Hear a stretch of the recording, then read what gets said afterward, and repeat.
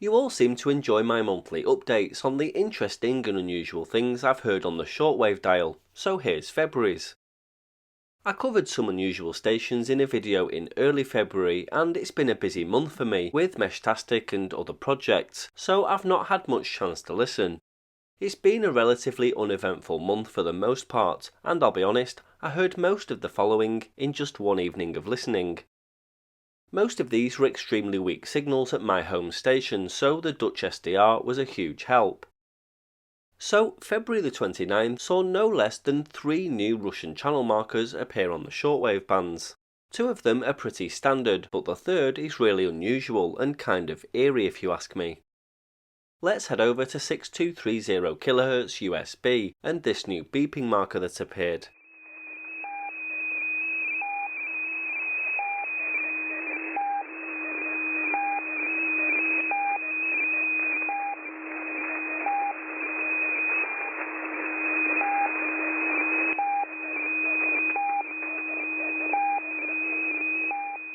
This appears to be a PIP-type channel marker. I can't say it's a marker for certain, but all of the other oddities of Russian origin that fall into this category seem to be markers.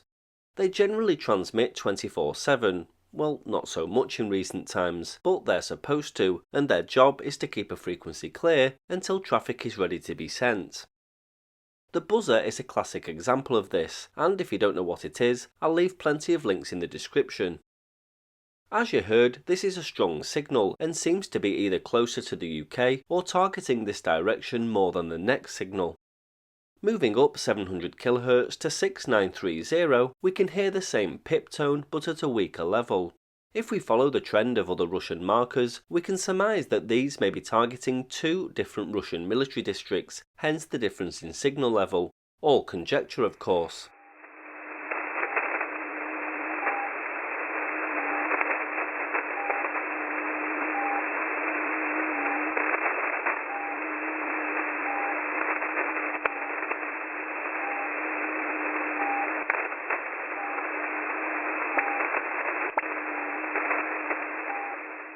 I saw claims floating around that this signal appears to be coming from the Kero Massive Transmitter site in Leningrad Oblast, the home of the buzzer today, and TDOA experiments seem to support this. Therefore, we can deduce that this and the first PIP signal is just another Russian channel marker. Here's where things get interesting, however. When the first 2 PIP signals appeared on 6230 and 6930 kHz, another strange oddity was spotted on 6322 kHz that people were suggesting may be some form of marker. It quickly got the nickname Katyusha because it played the Soviet-era folk song based on the same name.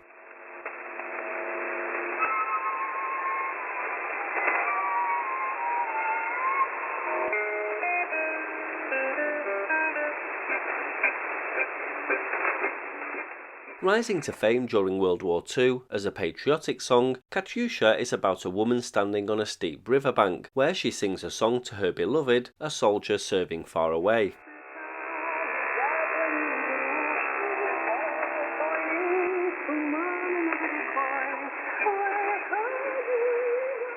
The theme of the song is that the soldier will protect the motherland and its people, while his grateful woman will keep and protect their love.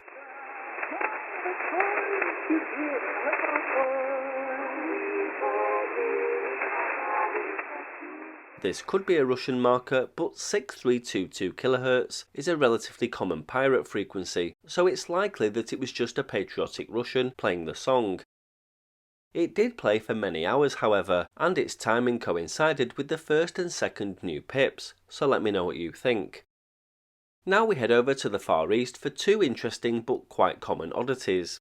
The first is a North Korean siren jammer, but what's interesting here is that it's clashing with a CODAR signal.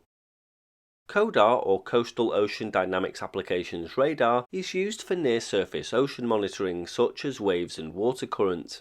Amateur radio operators and listeners alike will know that this thing is a pain and causes regular interference, so it's nice to see this North Korean jammer getting in the way, albeit to probably very little effect.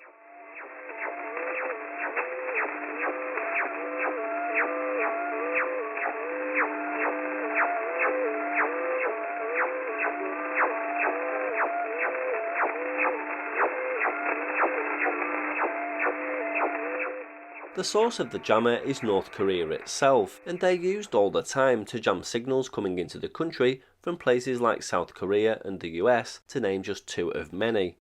I've done a whole series on radio in North Korea, which I'll link below for you to watch. Sticking in the Far East and the Japanese slot machine. This signal is transmitted from the Japanese Maritime Self-Defense Force Ichihara transmitting station in Ichihara, Japan. It's another station I've covered extensively in another video, which I'll link to save me repeating myself. In short, it's a QPSK signal that has a unique idling method that sounds similar to a slot machine, hence the name.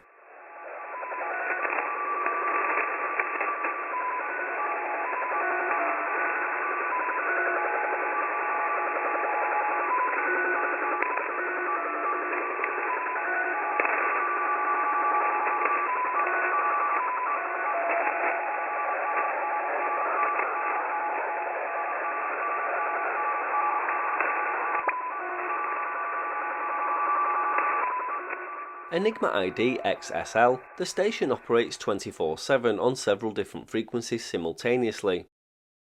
It's classified as a number station, but we know where it comes from and who sends it. I suppose the point is, we don't know what it says, and probably never will. And finally, remember in December I told you that Cuba's HMO1 hybrid number station had suddenly disappeared? Well, in recent weeks it returned, and was a cracking signal over into Europe last night.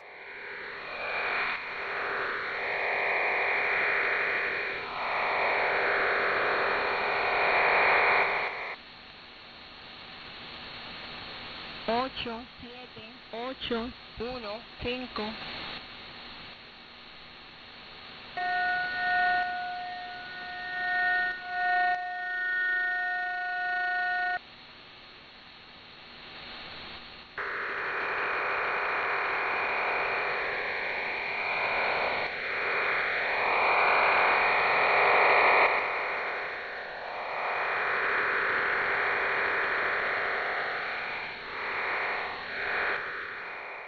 HMO1 is an extremely unreliable Cuban number station, operated by the Cuban DGI.